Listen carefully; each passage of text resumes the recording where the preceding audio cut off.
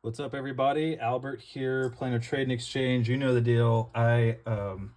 Let's go ahead and just jump right into this second part of this series of this big collection that I got. So, got in some more cards, and let's just jump right through it. I'll talk about them briefly, and yeah, we'll go from there. So, Arcfina Gilfer, I've subbed this 3 times. I don't know why I got a 7. It went from an 8, 8, 7. I don't know what to do with this. It is near mint. There is no dents, bends, nothing. I don't know what is wrong with this card, but probably the worst grade in the sub.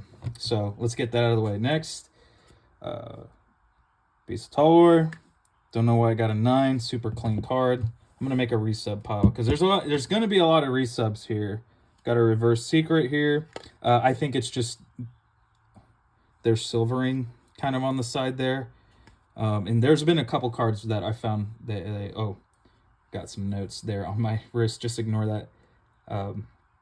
Yeah, I've got some other cards that had a little bit of silvering that graded similarly.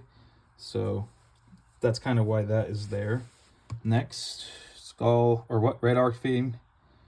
Red Dragon Arcfiend. Gosh, can't say these cards. I don't know why this got a 9. Yeah, I don't know. I've subbed a couple of them. I didn't want them to get 9s, so that is kind of a bummer. Oh, that was a spoiler. I graded 3 of these, so stay tuned to see how the others did. Neospatian Grand Mole. So this one was absolutely clean. It does have this little bitty like dimple thing right there. So I think that's the only reason why it got an 8. They're pretty harsh on dimples or any kind of surface marks on the front, so kind of annoying. Yeah, this is a big one. I'm glad this got a 9. It does have an itty bitty chip there at the bottom. You can see it. Other than that, it was absolutely clean. I strongly believe if it didn't have that, this would have got a 10. So next, Marauding Captain, a 9. Don't know what they were looking at. That's going to be a regrade. Red Dragon Arcfiend. Oh, this got an 8? Wait, why did this get an 8? Bro. All right. Don't know why that got an 8. That's a bummer. Dark Magic Attack. I was assuming this would get a 10. Might resub that, right? Might not. I don't know yet. I'm not. Do I want to resub? I don't know. Boom. Big one. Cyber End Dragon. Was hoping for a 9. It got the 9. I think there's a little bit of whitening over here. Yeah. And that's the only issue with the card. Oh, maybe there's a little up there too. But other than that, I mean, pretty mint card. So pretty happy with that. Let's see. Do that later. Judgment of the Pharaoh. Big card. Really sick looking card. Super mint when I subbed it. Hoping for a 10. It got a 9. And the center, it is a little OC, I will admit, from left to right, but just by a little bit. So I think this can gem. And that is a big card to gem. I mean, look at that. Super iconic. Now that I think about it, Dan Green is coming to Collecticon here in Dallas in a sec. I might just have him sign that and then grade it. Let's see. Stay tuned. Stardust Dragon, 9. Ryu Senshi, 9. Don't know why. Absolutely. Well, it is a little OC. I've still seen cards like this get 10s. We'll take a look at it. 8. This card was absolutely clean. But yeah, it does have this skinny top and bottom. They're really harsh about these skinny tops and bottoms nowadays. Like in the past, this would have got a 9, even a 10 in some submissions, but yeah, they were overly harsh on that. I think I'm gonna crack that for a 9. Stardust Dragon, big card, 9. Don't know why. It was pretty clean when I looked at when I was identifying it. I do think this is a Euro print. If I'm wrong, let me know in the comments. People love proving people wrong, so I'm gonna kind of say a lot of wrong statements like that, just so people can comment. Just kidding. Crush Card Virus got a 9. Pretty mint card. Only thing is it has the classic gold, whitening, and it's just the only corner right there that's whitened. Yeah, and the thing about this is like it's pretty OC top to bottom. Like that is a skinny bottom, so I don't really know why cards like what do we just like this Blue Eyes like. If you look, like this side is way skinnier than that side. So, and it got the 9. So, well, maybe there might be something else wrong with this that I missed. I don't know, but either way, like Crush Cards Virus like that get cards like that typically get 8s. I really wanted a 9 because it was so mint and it's such an iconic card. So, yeah. We're going to have a lot of regrades here. Oh, I'm going to save that for later. Save that for later. Next, Wavy LOB Monster Reborn. This was previously a... See the ripples. Beautiful. This was previously a 7. I don't know why. Oh, that's right. It's got that. It's got a bit of a mark there. Don't know if the camera picks that up. So I resubbed it, got an 8. And I think that is best case scenario because marks like that, you know, I feel like I've subbed cards with marks like that. That is a pretty deep indent. I have subbed ones with lighter scratches like that and they got 9s, but I think because it is skinnier at the top, it kind of knocks it further. So that's what gave it the 8. So unfortunate. Great card raw if you're trying to collect do a binder collection. But all right, next, Test Tiger. Card is very OC top to bottom, like very OC. Like that is a very skinny bottom. Got an 8. And this is kind of to exemplify the fact that they don't like skinny tops or bottoms, stuff like that. So I think I might crack along with this Skull Art, the Arcana Guilford, just sell raw because I don't think that begs a premium at an 8. Okay. Where are all the 10s, you might be asking? The fact is, we're getting to them.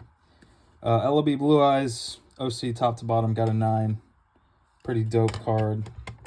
Dark Ruler Hades, Hot S, whatever. Super mint, super centered, got a 9. They didn't like my Legacy of Darkness cards.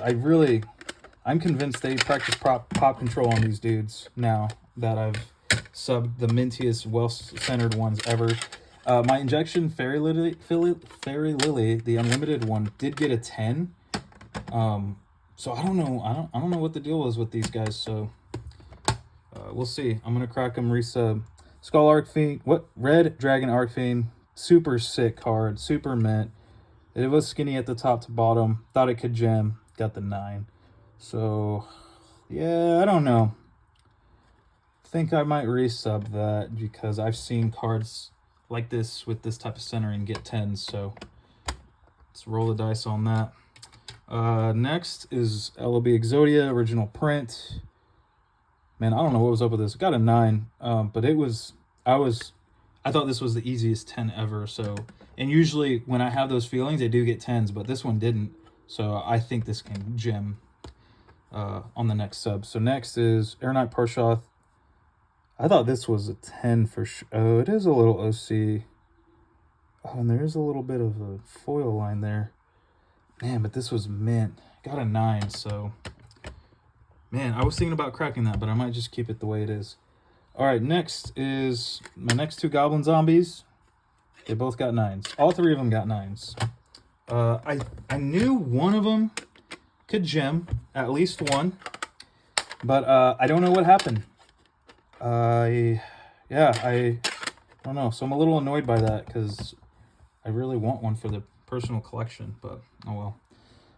Blue Eyes White Dragon, LOB first edition, Spanish, got a 9. Just OC, otherwise it was pretty mint. And then, let's see. So next, I subbed, what are they called? 3 Magician Valkyrie, oh, spoiler alert. Well, 1 got a 10, 2 got 9s. I don't know, I know at least 2 could have got 10s. So for 1 to get it is fine, but I really wanted to get 10s on at least 2, so it is what it is. Next, I've got 2 Topaz Tigers. Beautiful cards, absolutely mint. Both got 9s though, so yeah, I gotta go back through my notes to see what the issue was with these, but I'm pretty sure I said one of them would gem, so I just gotta look to see that and confirm. So next we're getting into the big stuff.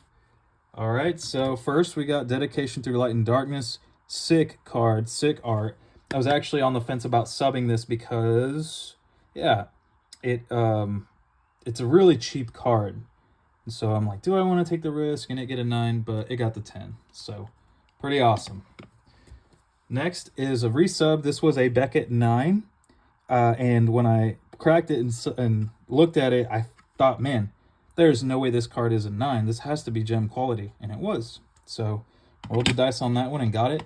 And it's funny because I bought this in a lot of 4 Beckett 9 cards. So this, Last Warrior from Another Planet, Dark Necrofear, And I forgot the other one. It was in my previous video, but this one, oh, and this one, of course, yeah. Well, maybe I already said that. I don't know. Either way, yeah, the biggest one in the lot got the 10, so pretty happy about that. Next is Thought Ruler Arc Fiend. Again, like, you know, it does have a skinnier bottom than the top, and yet it got a 10. So that's why cards that are like this, with this kind of centering, I am going to resub because it can be pulled off. It can be done. So that Stardust Dragon and that Red Dragon Arc Fiend, like, I strongly do believe that those guys can gem. It's just going to take a try or two. And those are big cards if they gem. Let's see. So next is a wavy, beautiful Raigeki LOB. Got a 10. Absolutely flawless. So pretty happy with the 10 there. Very iconic card to the game. Next is another big card. And that is I sub 2 BLSs. These guys, I've subbed so many of them, never gemmed. One got a 9, other got the 10. So pretty happy about that. I've had a ton of questions about this card. And it is not the, you know, it is not the priciest card. It is not the hardest card to find raw near mint. They're just always off center, always. Or they have some kind of issue with the cutting. And so to finally have one in a 10, like, man, it feels great. And this is probably the only card I'm going to keep, which is ironic because I've had the most questions about it, asking about its purchase, and I've said no. So next is a card that I accidentally missed, and that's one more Magician's Valkyria. I got a 10. So somewhere along the way where I was organizing these, I messed up. So I actually subbed 3 Toon Dark Magician Girls from Shonen Jump, and all 3 got 10s. And I subbed 4 of these, and I remember now. I subbed 4. 2 got 10s and 2 got 9s, so that's about best case scenario. Next are my PCK Blue Eyes White Dragons. Again, all these cards were from that original collection that I bought for like $4,000 and $2,000 from the same guy if you want to go and check those out. But these were in that collection. Thought they were flawless. PSA has like pop control with these cards, I feel like, because I sub so many of them and I always get 9s. Both of these got 10s. So absolutely beautiful. Yeah, and just a beautiful card. I mean, look at that art. That tablet is in a great spot in the background. All right, next. Let's see. It's a premium pack card. These are super hard to grade. I had like 20 of these in that collection. Not really, it was like a dozen. And all of them have whitening in some way in the corner. Black Magician of Chaos has this issue too when they come out of the pack. But this one didn't, and it got a 10. So, huge card, I think. Not super expensive, but really hard to grade. Really happy about that. Next, we have a 10 promo. Grand Neos, got a 10. Nothing much left there to say about it. Next is Yujo Friendship. Freaking cool card. Love the artwork. And it got a 10. And honestly, I have been considering... I saw Yu-Gi-Oh! Tube get these signatures for the voice actors of these 2 characters on it. And he graded it. And it looked amazing. And I'm kind of feeling like cracking this and doing that too. But I don't know. We'll see. I kind of almost want to keep it. But I'm on the fence about keeping that or selling it. Next is another notoriously hard card to grade. Swords of Concealing Light. Really anything from Flaming Eternity is impossible to grade. This one was super clean. I'm not a huge fan of grading ultimate rares, let alone unlimited ones, unless they're Euro, Enhanced, etc. This one got a 10 though. So I'm not really sure who is in the market for ultimate rares, but there's a big one. If only if it was first ed. Next, 5-headed dragon. I had like 6 of these from that collection. This was the only one that was mint, well-centered, and it got a 10. So, happy about that. Next, the original Red Dragon Archfiend, whatever. This got a 10. Really clean card, pretty straightforward. That was an easy 10. I've said that about a couple of these, just like these Legacy of Darkness cards. But, you know, a swing and a miss. Hopefully, second time we swing, they'll get 10s. I'll move on. Chaos Neos, a ridiculously super clean card. They got a 10. Gosh, it is a beautiful card too. I mean, like, look at that. Look at that, bro. Gosh. Also for sale. And next, we have 2 Starter Kaiba Evolution Unlimited Blue Eyes White Dragons. Not a huge fan of grading these, especially Unlimited, but I had to because they looked perfect, and they were. They got 10s.